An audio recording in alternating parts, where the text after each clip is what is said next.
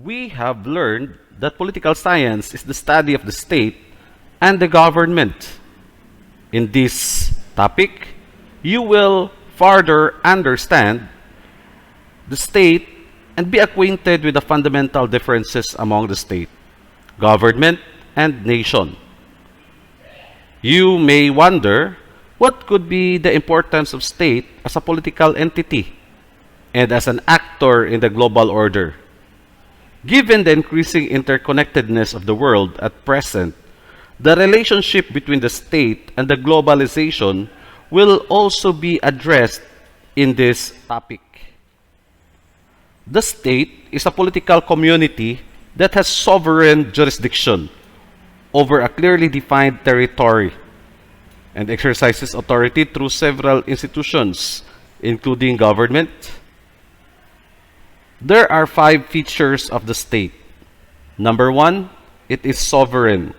Number 2, its institutions are public.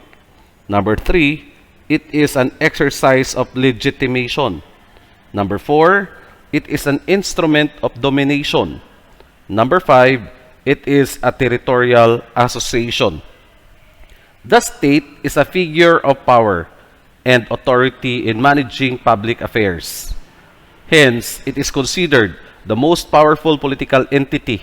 However, it is challenged by various phenomena such as globalization. In a globalized community, the state rests on 4 elements, namely sovereignty, government, territory, and people. Sovereignty refers to both jurisdiction, the ability of a state to exercise its authority over its territorial and people,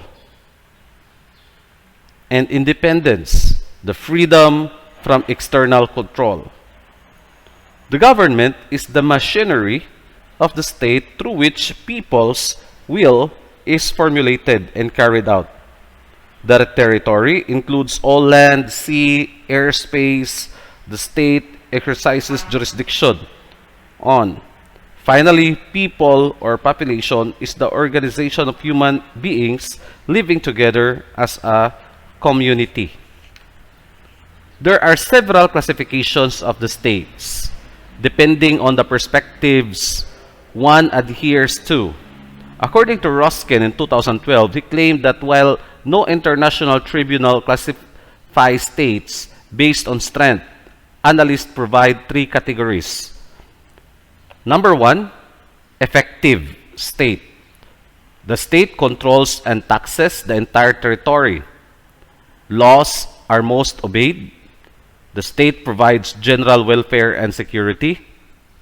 There exists only minor corruption. Second, weak state. Crime has penetrated politics. Government is weak in fighting lawlessness, corruption, poverty. Justice is bought and elections are often rigid. Governmental revenues go to private pockets. And number 3, failed state. No national government exists. The state is ruled by warlords, private army, and militias. Gun is the law. Education and health standards decline. The government serves as mechanism of the state through which the will of the people is expressed, formulated, and carried out. One way of studying political institutions is through identifying the locus of power. That is, by asking the question, who governs? To be able to fulfill its rules effectively, the government depends on the specified set of rules, which is called the law of policy set. It contains government structures, processes, and mechanisms to perform specific functions. From this, government may be classified in several ways. One of the earliest classifications was that of Aristotle. He distinguished government based on who governs and whether or not such government is positive, legitimate, or negative, corrupt. Who governs? When it's only one, it is called monarchy. In negativity, it is called tyranny. If it's only few, it is called aristocracy. In negativity, it is called oligarchy. When there is many who governs, it is polity. Negative form, it is democracy. Globalization and the nation state. Globalization is considered to be one of the most important threats to the nation state. But what is this phenomenon? What impact does it have on people's lives and nation states? According to Haywood in 2013, he illustrates the phenomenon of globalization as the process through which societies have become so embedded or interconnected that events and decisions in one part of the world have significant effects on the lives of people in the other part of the world. Transformations in production of goods and the flow of financial capital resources can be a result of further integration of economies in the world economy. For instance, changes in domestic politics and economy of the Philippines can actually be caused by events happening in the different countries. To illustrate this, the Association of Southeast Asian Nations, ASEAN, integration may have caused developments in the Philippine educational policies.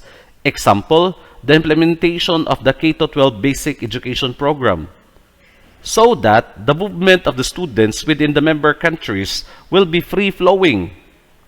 How and why does this happen? What are the characteristics of globalization as a phenomenon? According to Haywood, he enumerates its features. Number 1, declining relevance of geographical distance. Number 2, lessening significance of territorial boundaries. And number 3, deepening and broadening of political processes such as that local, national, and global events constantly interact. Globalization is an outcome of a growing interdependence among actors, activities, and processes all over the world.